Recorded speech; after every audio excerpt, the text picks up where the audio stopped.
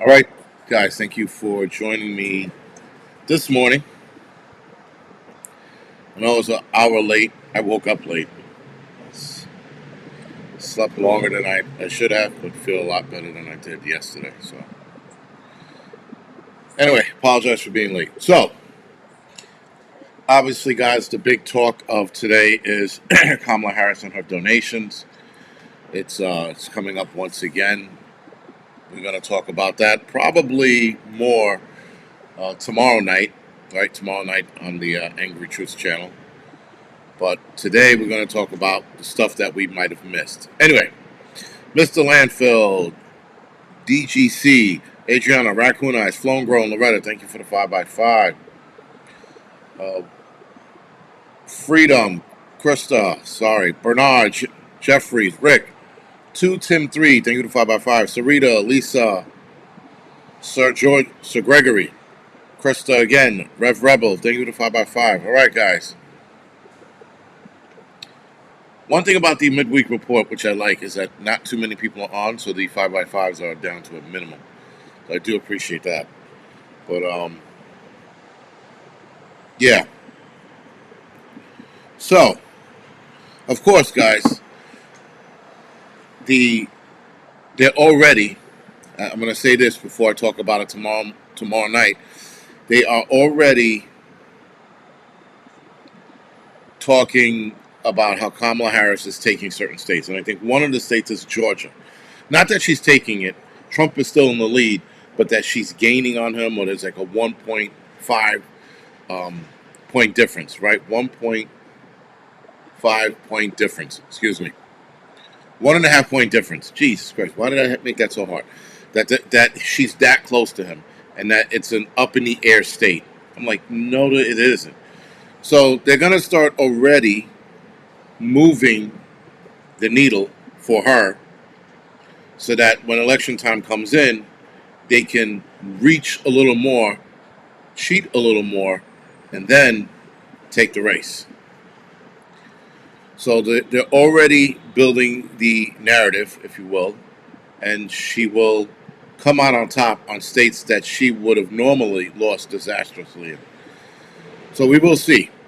Though there's so many people happy that she's running, because according to Hillary Clinton, this is a fresh face and a newer person, something like that. Younger person, sorry. So it isn't looking good. Again, the donations she got, the 91 million, I still have to do research on, but apparently that was supposed to go to her, and I think Biden can give it to her if she couldn't get it automatically. But she already raised 81 million on her own. Coincidentally, Elon Musk was donating or trying to donate 45 million to Trump. So this is definitely going to be a battle, as a lot of people they don't trust Kamala Harris. They can't, not that they can't buy her off, but she's so far left leaning, a lot of companies don't want to deal with that, especially billionaire companies do not want to deal with her. So that's sort of a good thing in raising money for Trump, sort of. But Trump could totally sell us out with these billionaire companies reaching out to him, and now they're in his back pocket. Or he is in their back pocket, sorry.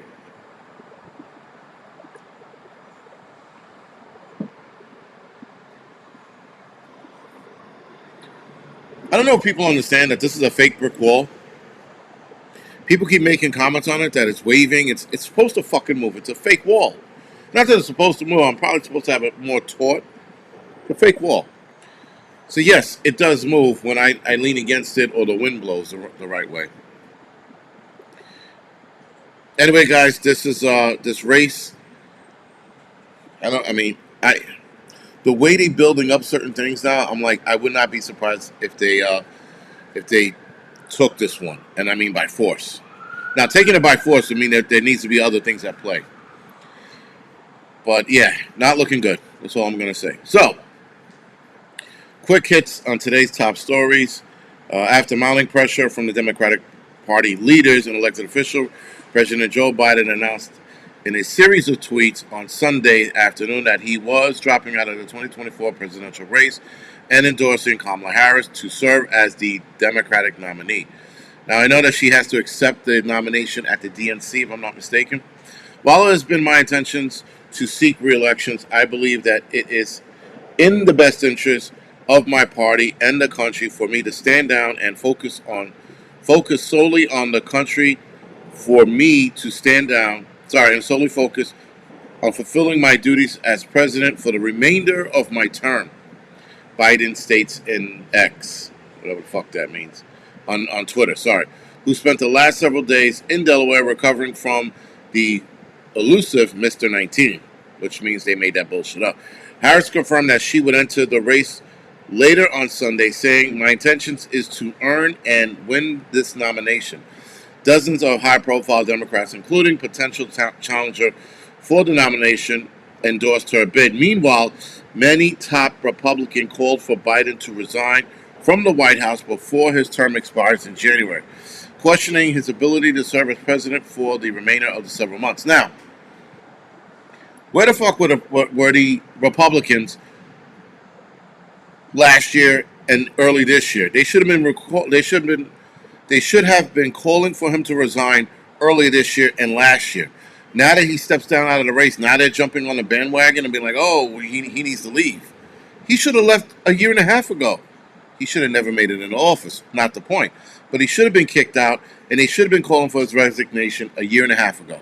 But now that he steps out of the race, now they get the gulls to be like, "Oh, we need to push him out." There's only a few months left. Let him play it out if he can, or let his wife take control if he can. Because we all know who's running it. It's not Biden. It's Jill. Jill is absolutely calling the shots as we speak. Of course, she has, advisors. So she's not running completely on her own. She's not a dumb woman. So just let him finish it out and call it even. If Joe Biden is not fit to run for president, he is not fit to serve as president, GOP House Speaker Mike Johnson said in a statement. He must resign the office immediately. November 5th cannot arrive soon enough. On to other things. Delta is still dealing with the cybersecurity issue, which is called a computer cyber attack. CrowdStrike, a cybersecurity company that provides antiviral software to many Microsoft Windows computers, caused a large-scale computer malfunction or shutdown last Friday when it pushed out an update to millions of computers to run its program. The error in the update led to thousands of flights being canceled on Friday and into the weekend. And again, in fact, traffic control were telling planes that they couldn't land. That's not bad coding. That's a cyber attack. They were trying to figure it out to see whether or not planes could land. Let's see, where were we? The error update, and the weekend, as well as closures to railways, disruptions of 9/11 systems, losses caused by the outages could top more than $1 billion, making the IT meltdown potentially the largest in U.S. history. It is the largest in U.S. history. It's not potentially, it is. The company said Sunday that a significant number of devices affected by the outages were back online. But for some reason, Delta still canceling flights as of Tuesday morning. So I think they might be back up and running today. I didn't check. I was half fucking asleep when I woke up and started writing this shit out. Israel, moving along. In Israel bombed the Houthi-controlled part city of Halada in Yemen on Saturday, just days after the Houthis claimed responsibility for a drone attack on Tel Aviv that killed one person. Israel's attack comes as retaliations for not only last week's drone attack, but for a month-long campaign of terrorism and maritime attacks, including hundreds of individual strikes as Hadiyada, if I'm saying that right, has been used by the Houthi militia to launch drone and missile attacks on ships passing through the Red Sea.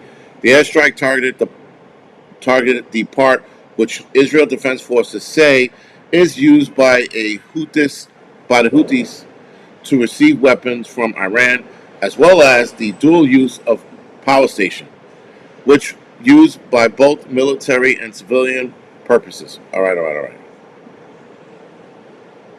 So, for those that don't know, the United States Secret Service Director Kimberly Cheetle resigned yesterday. This is a bit old, but they're saying that she'll answer questions at the Republican majority House Oversight Committee on Monday, amid calls from members of Congress for her to resignate following the July 13th assassination attempt on the former President Donald Trump. Representative Brendan Boyle of Pennsylvania on Saturday became the first Democratic member of the Congress to call for her Cheetle resignation. AOC sort of ripped into her too, which again I was a little surprised that she did. She started out soft-handed, and then she got heavy-handed when she started questioning her. So AOC had something else on her mind. Again, she was super heavy-handed with this lady, and then on yesterday or Monday, was it? Yesterday was the fire. Monday, she went heavy-handed, which was good.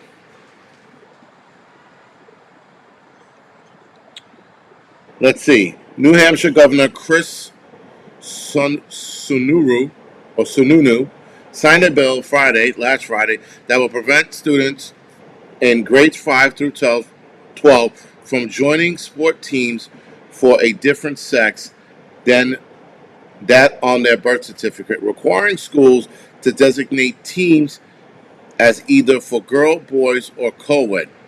Also signed a measure banning gender transition surgery for minors, as well as that will require schools to notify parents that there will be a discussion of human sexuality and allow them to opt their children out. Now, there was a guy who was being interviewed, a woman, biological woman, who was being interviewed by, what is that guy with the glasses and the beard? Well, he's a conservative channel. Shit, I can't think of his name, and I was just looking at him today. He had a documentary, What is a Woman? Anyway, he interviewed a lady who transitioned later in life, took hormones, and looks like a guy. Straight up and down guy. She is now suffering from infections every 3 to 6 months. She knows and states to him that this infections will kill me, that my lifespan has been cut in half. These are the games that these people play with their psychosis, and now they turn around and go, oh my God, what did I do?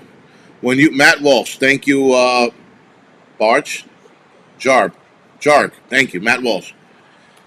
People have been telling these people for a long time that taking these medications and these treatments are not going to work out in their better interest. In fact, they told them that you were going to damage your internal organs by playing along with the psychosis.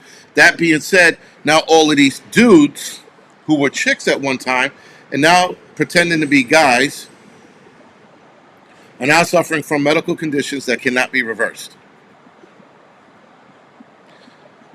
You want to play stupid games, you're going to win stupid prizes, and you're going to cut your life expectancy in half. This lady was pissed. And when you look at this lady, she looks like a dude. I see her walking down the street, I'm like, that's a guy, 1,000%. Sounds like a guy, looks like a guy, but he tells people that he's a woman. He was biologically born as a woman. So now states like this are putting these bills in play to mitigate what kids are going to go through down the line. In fact, there was a woman, another one, looked like a guy, started her treatments when she was a teenager. She now looks and sounds like a guy and can't do anything to reverse it. Surgery can't even help because the altercations on the face from the hormones, not even plastic surgery, from the hormones, made her look like a dude. So these guys are feeling it the long way, and it's going to be for the duration of their life. Donald says buffering bad. Not on my end. I watch my show to make sure that that's not happening. It's not buffering on my iPad. But anyway, let's get into some more interesting shit. Like I was talking to you guys earlier, Battleground, Peach State, Georgia, is a toss-up in fresh surveys of Trump-Harris race. Again, already building a new storyline. The Peach State is in play after all. Now, supposedly, when they did a poll with Biden, Biden lost the state dramatically. I mean, badly. Now that Harris is in, now all of a sudden the state is hiding with her. If anybody has listened to Harris speak for more than 10 seconds, she is not presidential candidacy. But because people hate Trump so much and they didn't like Biden, people were like, well, Biden can't run the country because he is not all there. So they were starting to lean in Trump's direction. Well, now Harris threw her hat in the ring.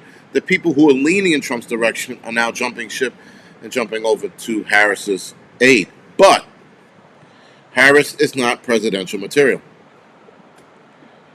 And now they are absolutely starting the narrative of she's going to win these states. I guarantee you by the end of the week, her polling is going to be matching Trump's, if not right under him.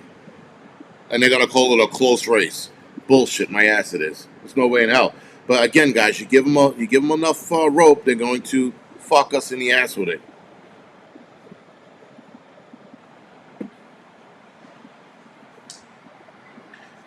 So, the Peach State is in play after all. That's the takeaway from a landmark communication poll with only 400 voters in Georgia, conducted Monday, a day after President Biden announced he would be leaving the race. The difference between Republican nominee Donald Trump and presumptive Democratic nominee Kamala Harris is well inside of 5% margin of error, give or take. Trump has a 45.8% support, just 1.5 above Harris in a six-way race, including Robert F. Kennedy, who's at 4%, independent candidate Cornwell West, who's at 1.1%, and Libertarian Chase Oliver, and Green Party hopeful Jill Stein at 0.3%. The binary race is even closer. Trump has a 48% lead in that scenario where Harris is 46.7%. The remainder undecided. Though Harris has been an official presidential candidate in less than 72 hours, she is consolidating Georgia Democrat quickly, according to the survey. In a two-way race, she has a 90% support among her own party, whereas Donald Trump only has 91%. And they're going to try to make that a big to-do. That's going to be the focus of their race, if you will. They're going to be like, well, she has more supporters in her own party than Donald Trump does. It doesn't matter. The people matters if you believe the people are voting for the president. That's another reason why I'm probably not going to vote in this race, because I undoubtedly see where this is going. They're undoubtedly going to take this race by cheating, and there's going to be some major movements that are going to piss people off, but I don't think we're going to do anything about it. Anyway, that being said, guys, they're building their story so that when she does win, they're going to go back and say, you see, she was already gaining on him when she announced it back in July. Another feature of the race in Georgia is this poll, which is likely to be replicated in other battleground states, is a deep gender gap. Harris takes 55.8% of women in a head-to-head with Trump, who commands the support of 57.9% of men in the same scenario. The dynamics is replicated in the expanded field where 52% of women back Harris and 54% of men back Trump. In this context, the Harris team to do what the Biden-Harris campaign did before the shakeup at the top of the ticket.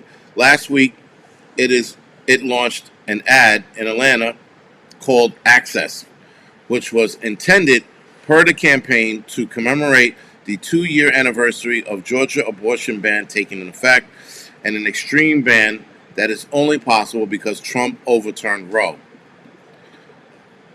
All they have to do is play the comical act of Kamala Harris at her speaking engagements, and that should win the race for Trump. Should. But again, guys, I don't see Trump winning this race. I see something way worse happening. And I know a lot of people are skeptical of what I'm saying, but Trump doesn't have a shot. Not with her making the moves she's making, not with Hillary Clinton entering the race with her comments and backing Harris, not with the fact that she gained $81 million in donations in 2 fucking days. That is, or 3 days. That is virtually impossible. It doesn't look good for Trump. Overall, Trump leading Harris, with Trump at 50.5 to Harris's 45.9. Lead over Harris, more than 3.5 advantage. He had over the current president. He had way more than that over the current president in the same sample. Anyway, moving right along. I don't know why people do this. I'm a little, I don't get it. Just divorce and leave everybody else alone. But killer dad, Chad, sorry, I don't know why I said Chad. He looks like a Chad when you look at his picture. Killer dad, Chris Watts, is blaming his former mistress for his decision in a brutal murder of his wife and 2 little girls, only referring to her as a Jezebel. That Jezebel, he must be from the South. The Post has obtained several handwritten notes from the 39-year-old Chris Watts, who is serving a life sentence in a small cell in Dodge Correctional Institute back in 2020 when he killed his wife and kids. I don't understand that. Like, there's no amount of ass on this planet that's worth killing your kids and or your wife. Even your ex-wife. Even if you hated her, there's no amount of ass that's worth jail time. 0. That being said, he did it, and he killed his 2 little girls for this lady to be with her, which is mind-boggling me. Unless you're a diabolical murderer like Jack the Ripper, you're never going to get away with it. Not in this day and age. So just divorce the lady. Holy shitballs, man. So anyway, he wound up getting pinched and caught. Don't know why he did it, and part of it was to be with her, but I don't get the other reason.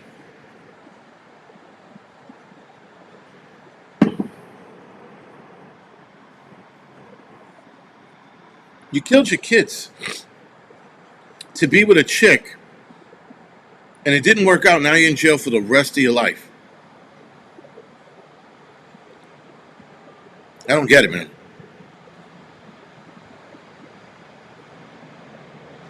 Anyway, guys, for those of you that are here, hit the thumbs up or the thumbs down, whatever floats your boat. I don't care. Here's another story, because we're going to go off in about 5 minutes, right? Here's another story that I don't get.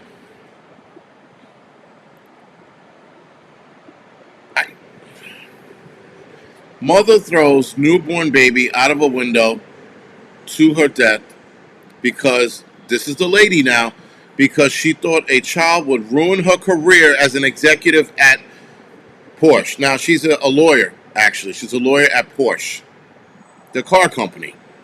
She thought a baby being born would ruin her chances. And ruin her career, rather. Sorry. Ruin her career. So she tossed the baby out of a window.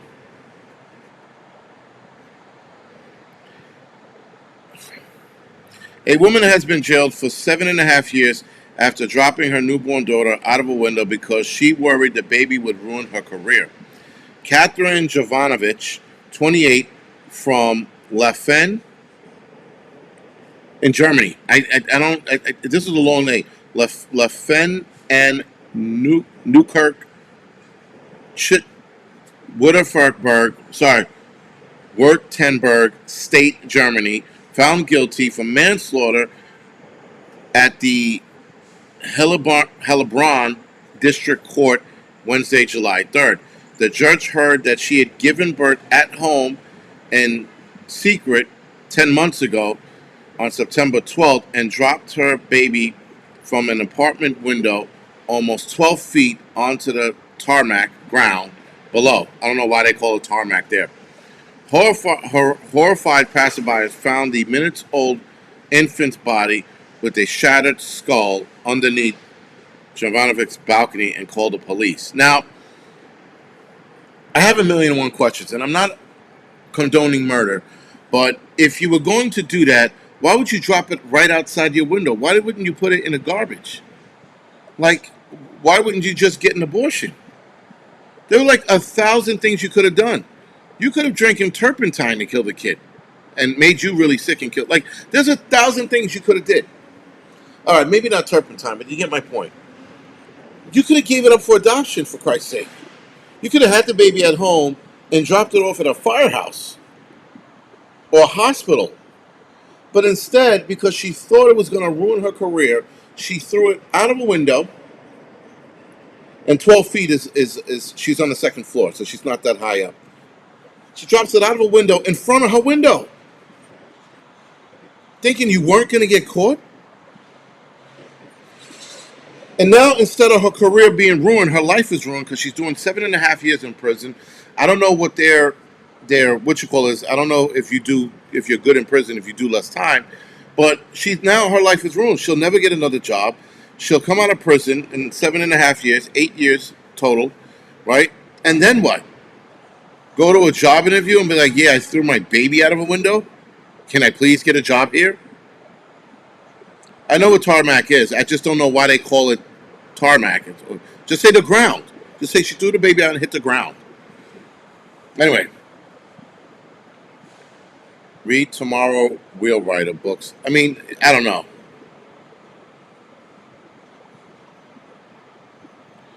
But yeah, this is just her career is done.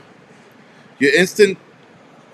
Well, yeah, I'm assuming it didn't say in the article, but she probably got 7.5 years because maybe it was a stillborn. But it didn't say that. It just said that the baby was. They just said that the baby's skull was crushed. So I don't know. You know, so if it was a stillborn, maybe she got 7.5, or maybe they're just that light on newborn babies. They equate that to being a late-term abortion. They gave her 7.5 years. She should have got life, if you ask me. But again, this is German, and Germans are fucked up people anyway. So, Steel City, yeah, they might take care of her. I don't know how their prison system runs. I don't know if she'll be segregated from everybody else. If she's segregated from everybody else, she'll do her 7.5 years. But yeah, she fucked up. She threw her life right down the drain. Now, before we go off the air, there is a new fungal disease going around. I saw this, and I'm like, okay. It instantaneously, no shit, guys, made a jump from. See if I can find the article. Here it is. They're already saying it's a new fungal infection discovered in China. Scientists uncovered a species of fungi that has never before been seen in humans. They say warm temperatures could drive its evolution for the worse. Scientists in China had discovered previously unknown fungal pathogen that can infect humans. It's called, I'm not going to play myself, some fucked up name. That's the name of the fungus, fucked up name. Was found in clinical samples from 2 unconnected hospital patients. In experiments, researchers found that the yeast was resistant to several first-line fungal drugs at a higher temperature around that of the human body. This temperature also gave rise to a hypervirulent mutants, capable of causing more severe disease in lab mice.